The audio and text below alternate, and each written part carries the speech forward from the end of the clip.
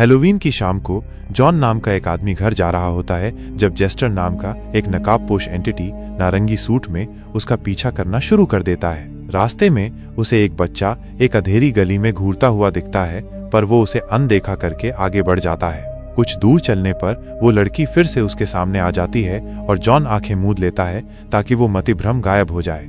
सोचते हुए वो एक पोलरॉइड फोटो उठाता है और पता चलता है कि वो जिस लड़की को देख रहा है वो असल में उसकी बेटी है। तस्वीर को कुछ देर देखने के बाद जॉन अपनी बेटी को फोन करने का फैसला करता है, जो अब बड़ी हो चुकी है। हैरानी की बात है कि एम्मा फोन उठाती है और जॉन उससे माफी मांगने का मौका निकालता है, बिना ये सोचे कि जेस्टर ठीक उसके पीछे खड़ा सब देख रहा है। माफी मांगने पर भी एम्मा उसे माफ नहीं कर पाती और जॉन से रूखे तरीके से बात करती है, उसे डांटती है और फोन काट देती है। जैसे ही जॉन रोने लगता है, जेस्टर पीछे से आता है और उसके कंधे पर हाथ रखता है। जॉन मुड़ता है और उस एंटिटी को इंसान के रूप में देखता है। एंटिटी उसका मजाक बनाना शुरू कर देता है और उसे बोलने से रोकने के लिए उसका मुंह बंद कर देता है। फिर जेस्टर अचानक हवा में से एक रस्सी निकालता है और जॉन की गर्दन पर कसने लगता है, जादू करता है और अपनी टाई खींचकर आदमी को हवा में उठा लेता है। गर्दन में रस्सी बंधे कुछ सेकंड बाद जॉन मर जाता है और जेस्टर उसे पुल से ऊपर ले जाकर नीचे फेंक देता है। अगले दिन जॉन का अंतिम संस्कार होता है और एम्मा भी वहां पहुंचने का फैसला करती है, हालांकि वो बाकी सब लोगों से दूर ही रहती है। उसकी सौतेली बहन जोसेलिन, जो जॉन की दूसरी पत्नी से बेटी थी, वो एम्मा के उलट ज्यादा दुखी दिखती है और अपने पिता को श्रद्धांजलि देने आए लोगों का स्वागत करती है। जब वो अंतिम संस्कार में पहुंचते हैं तो जोसेलिन के दोस्त अपनी सहेली को सांत्वना देते हैं और एम्मा के सबसे अलग थलग रहने पर हैरानी जताने के बारे में भी बताएं। एम्मा अपनी माँ को फोन करती है और बताती है कि अंतिम संस्कार हो गया है और ये भी कि उसने जोसेलिन से बात कर ली है और वो दोनों आज शाम मिलने वाली हैं। माँ से बात करते हुए एम्मा देखती है कि जेस्टर जॉन के ताबूत के पास नाच रहा है और अजीब तरह से कांप रहा है, लेकिन जैसे ही एम्मा पेड़ों की तरफ मुड़ती है वो रहस्यमय ढंग से गायब हो जाता है।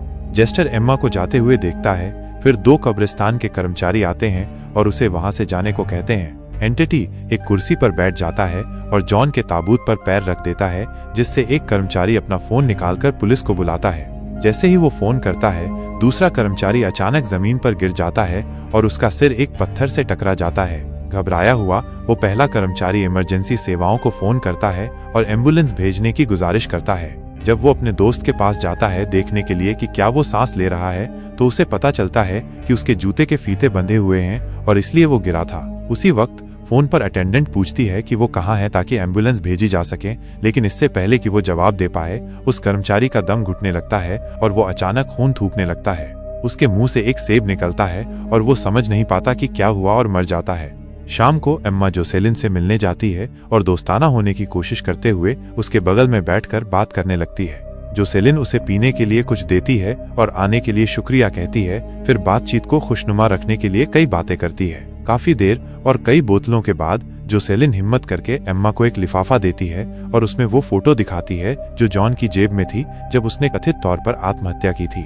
पोलरॉइड देखते ही एम्मा साफ तौर पर परेशान हो जाती है और वो अपनी सौतेली बहन से बहुत बदतमीजी से बात करती है, ये समझकर कि वो उसके करीब नहीं आना चाहती। जोसेलिन पूछती है कि एम्मा अंतिम संस्कार में क्यों आई और वो उसे बताती है कि किस दिन जॉन ने उसे और उसकी माँ को छोड़ दिया था।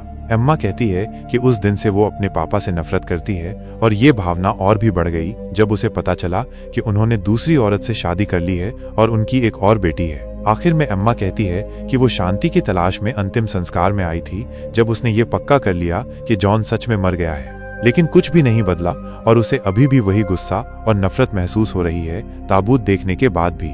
बहस के बाद एम्मा गुस्से में वहां से चली जाती है और जोसेलिन फोटो वापस ले लेती है और बाहर से थोड़ी परेशान होकर निकलती है। सड़क पर एम्मा घर जा रही थी, तभी वो जेस्टर से मिली जो उसे कुछ जादू दिखाने की कोशिश कर रहा था। एम्मा ने उस पर ध्यान नहीं दिया और आगे बढ़ती रही, लेकिन वो अचानक उसके सामने प्रकट हुआ और उसे ताश का डेक दिया चुनने के लिए। डरी हुई अम्मा पास के एक दुकान में भाग गई जहां उसने उस नकाबपोश आदमी को देखा।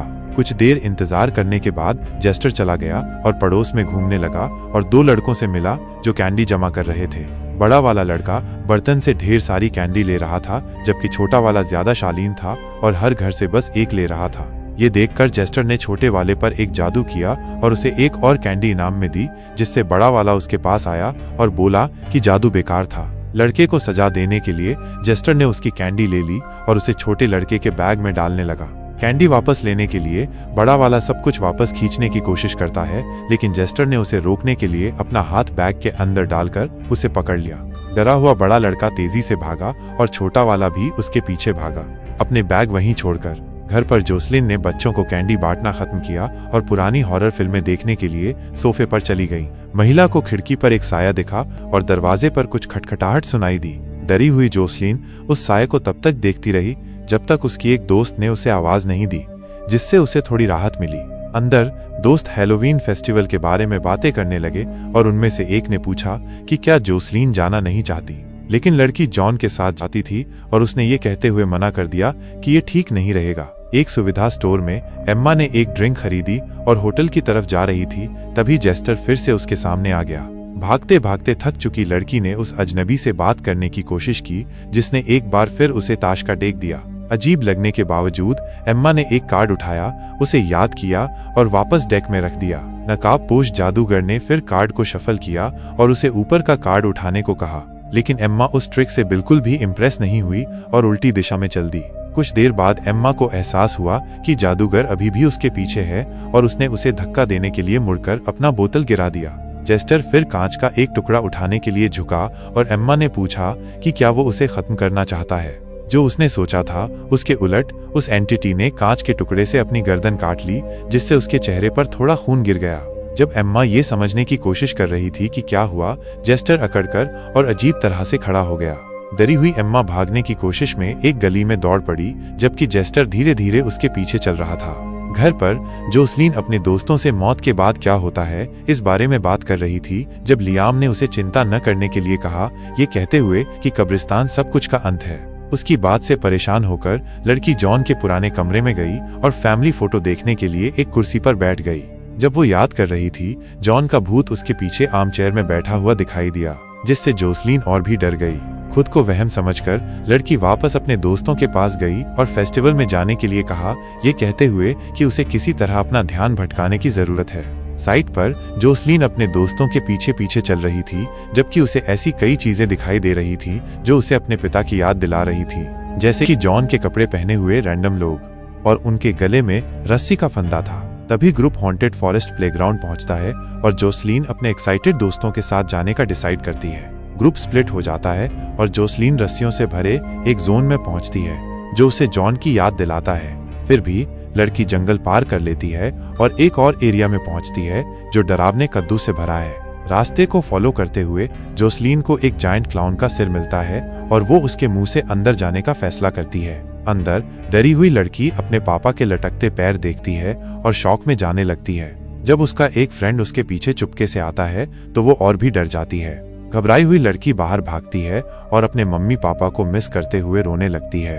जोसलिन को ये कहने का पछतावा होता है कि उसने सोचा था कि उसका परिवार अभी भी साथ हो सकता है और इसलिए उसने एम्मा के क्लोज आने की कोशिश की, लेकिन वो काम नहीं किया और अब वो एकदम अकेली फील करती है। एक कन्वीनियंस स्टोर पर एम्मा खून से लथपथ पहुंचती है और अटेंडेंट को बताने की कोशिश करती है कि उसने क्या देखा, लेकिन आदमी सोचता है कि वो ड्रिंक करके बहकी हुई है और उस पर विश्वास नहीं करता।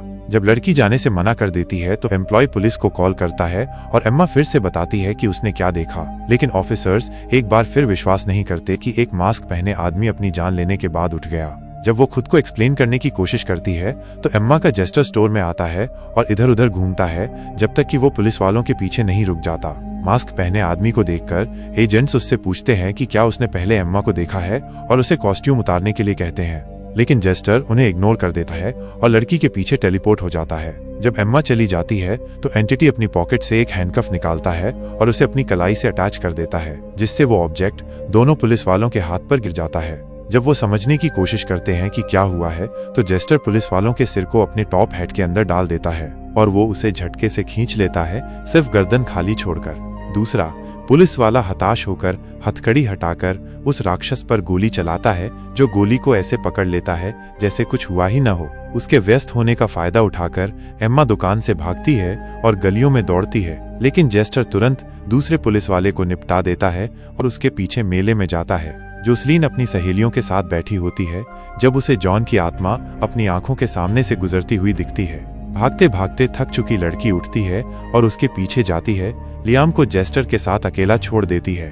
एक और चाल में वो एंटिटी कुछ कप उठाता है और उनमें से एक के नीचे एक चीज छिपा देता है और लियाम से पूछता है कि वो कहाँ है। जब लियाम गेस कर लेता है तो वो बीच के कपों की ओर इशारा करता है और जेस्टर दिखाता है कि चीज का रंग बदल गया है, जिससे वो हैरान हो जाता है। शो जारी रखते हुए जेस्टर दूसरा कप उठाता है और दिखाता है कि अंदर कई दांत हैं। अचानक लियाम का पूरा जबड़ा गायब हो जाता है और उसके मुंह से खून बहने लगता है, जबकि उसकी सहेली एंटिटी का शिकार हो जाती है।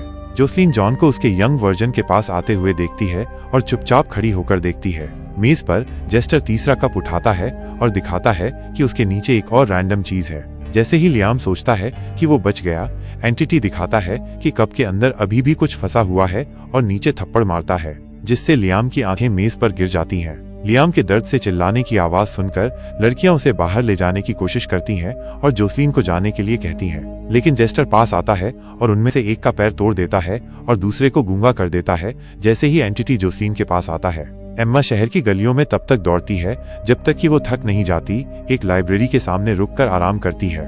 तभी उसकी माँ का फोन आता है और एम्मा के चेहरे पर जोर से हंसते हुए पूछता है, एक जोकर से इतना डर क्यों रही हो? फिर वो औरत कहती है, अगर थोड़ी फ्रेंडली होती तो ये सब नौबत ही नहीं आती, इसीलिए सब दूर भाग रहे हैं। तभी जेस्टर बुकशॉप के सामने प्रकट होता है और एम्मा से उसकी माँ की आवाज में बात करता है।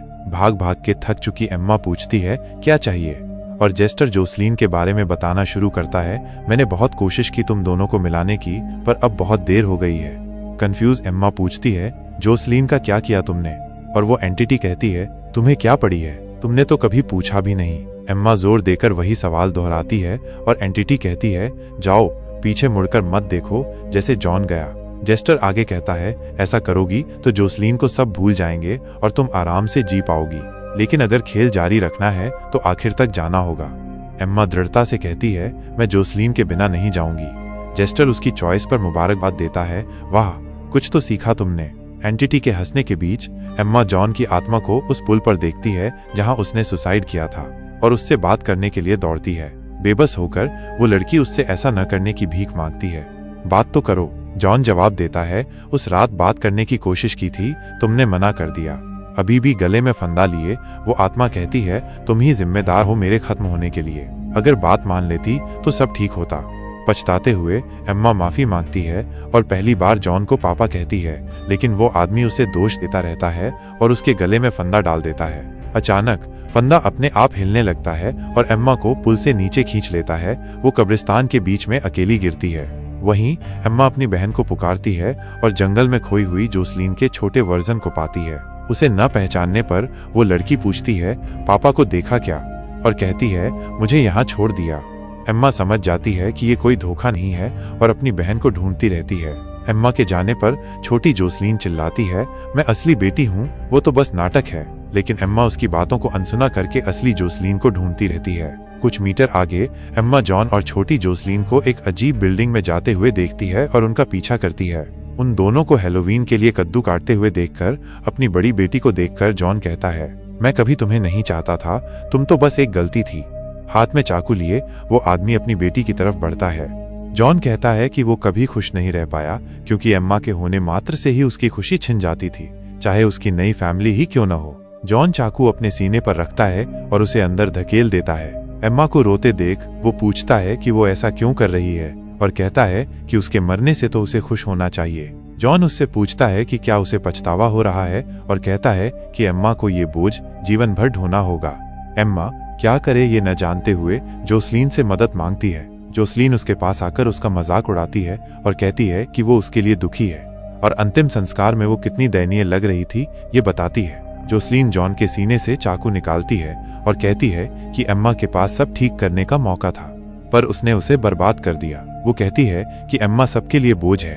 अंत में जोसलीन कहती है कि वो एम्मा के साथ नहीं रहना चाहती और उसे चाकू देकर अपनी जान लेने को कहती है और ये दुनिया के लिए उसकी आखिरी दया होगी।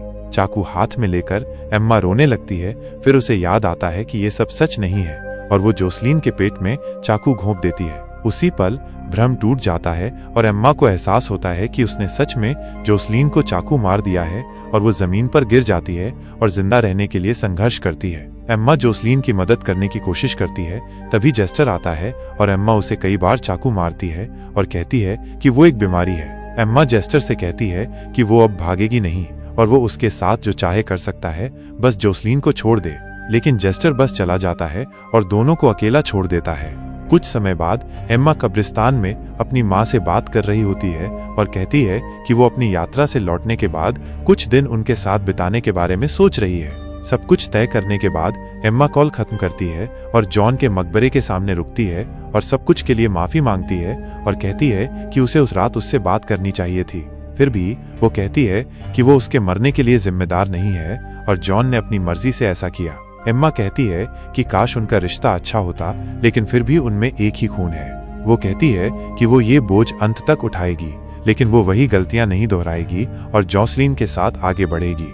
तो आपको ये फिल्म कैसी लगी, नीचे कमेंट में बताएं। अगर आपको वीडियो पसंद आया तो लाइक और सब्सक्राइब करें। मिलते हैं अगले मूवी रीकैप में।